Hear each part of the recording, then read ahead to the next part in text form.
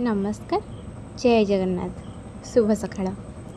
तो सकाळु सकाळु पाग एमिति करथिला जे माने निदरु जमा उठिया पई भी इच्छा होनथिला। हेले कौन करिबा, नित्यदिनिया काम तो करिया पई पड़िबो।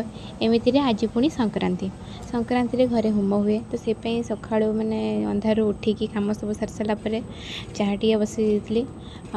चाहा बापा पीबे तो तापर मेघ को देखिकी मारिली मु फूल आनिया पई, कारण फूल न आनले पूजा केमिति हबो। तो चलली फूल तोड़िया पई।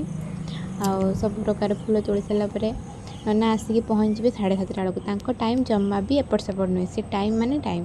तो गाधे गुधेकी आसिकी मु पूजा करदेली। एंड नना आसी पहुँची गले। होम एपटे होउछि, बापा बो पूजा बसचंती, मो भी बसची छुआ भी बसची। सी कौन तार सी कुशपटु पिंधिबो, जितेबाला आमको नना कुशपटु देवे पिंधियापाई सी भी कुशपटु पिंधिबो। छोट पिला ना, सी कौन बा जानी से नना ताकू भी गोटे कुशपटु दियंती पिंधियापाई। तो एतिक मिनी ब्लॉग को मु एंड कली। नमस्कार। जय जगन्नाथ।